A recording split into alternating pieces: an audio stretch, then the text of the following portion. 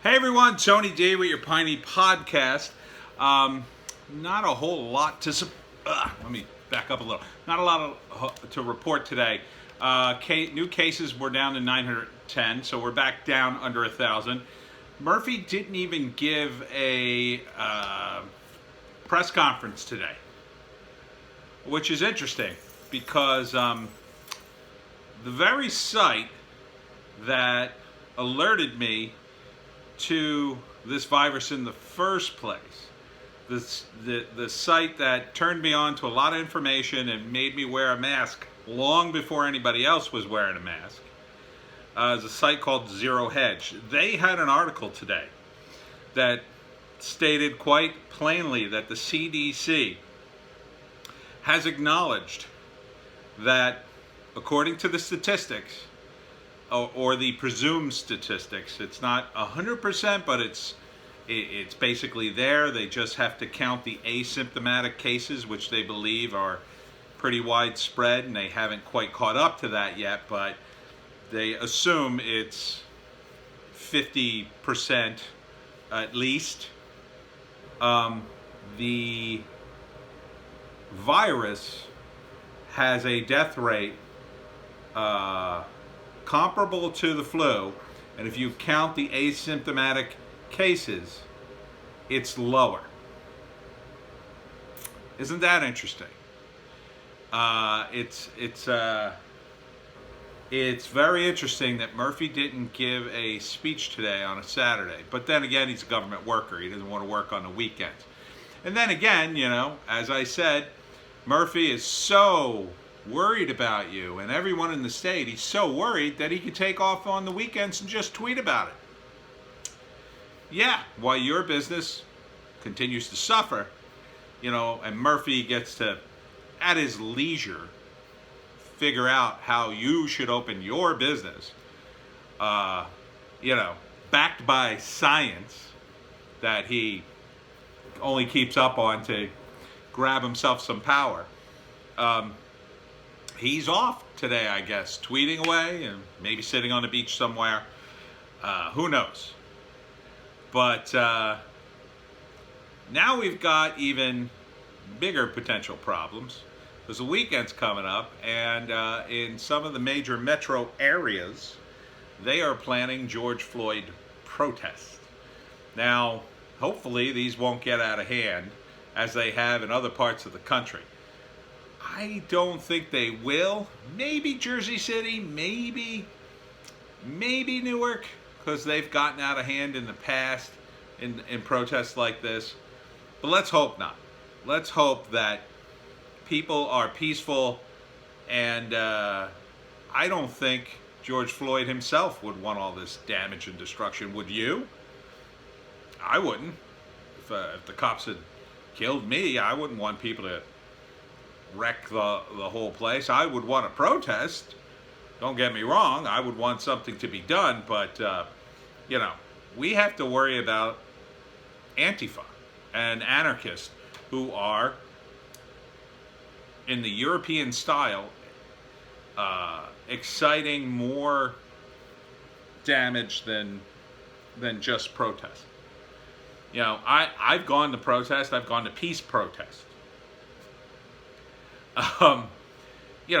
And the people involved in those, a lot of times they're Quakers, pacifists, or just people like me who are anti-war, would like to see the U.S. out of everywhere. The only violence and hostility usually comes from the other side. Usually comes from undercover cops trying to stir up trouble, actual cops trying to yell at you, trying to goad you, locals who think you're anti-American and scream at you. That was scary. And no doubt some of that's going on in Antifa. But here's what I've always said about Antifa. They have no leadership. When you go to a peace protest, it's usually organized by somebody. And it's not a big organization, but someone will organize it, and there's a bit of a hierarchy there. We know who's in charge, in other words. We know who got the permits. It's usually an organization, devoted to peace. And we know the officers in that organization, and people tend to follow their lead. Antifa has no leaders. That's part of their deal. right? Everybody's equal. There are no leaders. They're a bunch of anarchists and communists who think they can bring about probably nothing but chaos. So they have no leaders. And yet, they sort of do. They sort of have this group hive mind. Now, part of that is the sort of mob mentality that takes over people, kind of like back in the day when they used to drag people out of a jail and hang them. That happened to African Americans. It happened to Italians, as I've documented in my book.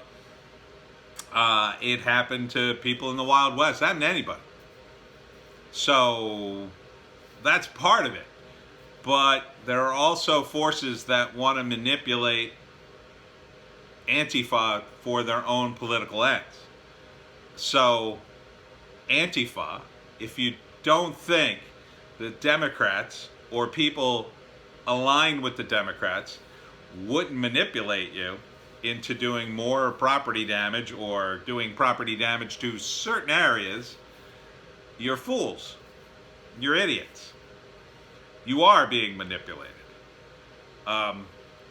It's pretty well documented now that elements of the CIA and other people involved in the intelligence community are highly politicized. They are getting involved. And it would be nothing for them to manipulate a leaderless group like Antifa. Nothing. They would only have to get at one or two of the members and encourage them to post, a particular event at a particular time. If they didn't do it, somebody else might.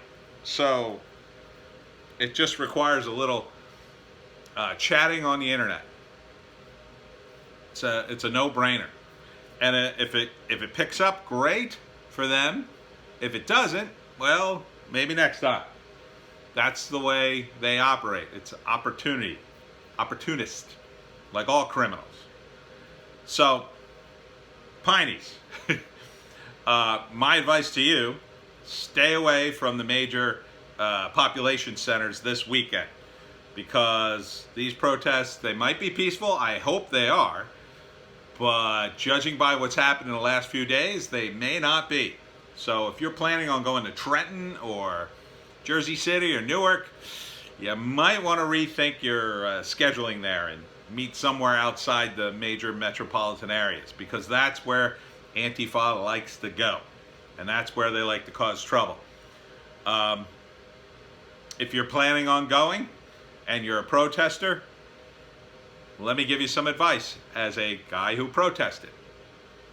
Be polite, be peaceful, do not throw things, dress well. Seriously, dress well. You know who the cops almost never arrest? People in suits and dresses. If you're dressed nicely and you're there marching, when the civil rights movement was operating, the civil rights movement, a lot of times, a lot of African Americans would show up in suits, dresses, carrying Bibles, which is why it was such an effective protest. When those people were attacked by Southern deputies with their hoses and the dogs, it was a total over-response. And people sided with the protesters because of that. You show up in black bandanas, knee pads, gas masks, goggles, looking to start a fight, no one sympathizes with you. People look at that and say, good. I hope they crack that kid's head open. That's what they say. That's not what I'm saying. If you want to peacefully protest, I'm all for it. You want to smash up a Starbucks because you think it's cool and you can get some hits on Instagram because you're so woke and wonderful, F you. F you. You're not protesting for George Floyd. You're protesting for you. So, that's about it in South Jersey this week. I know it's not a lot of South Jersey news. I skimmed through it. There's really nothing going on. It's all about, the closing or the slow opening of businesses. I hope, at least if you're doing curbside business, you could do something to keep your business afloat until Tyrant Murphy is out of office or finally wakes up. And by the way, he seems to be having trouble in his own administration. There's now a fight brewing within the administration regarding leaks for his pandemic response, and he's very anxious to plug those leaks.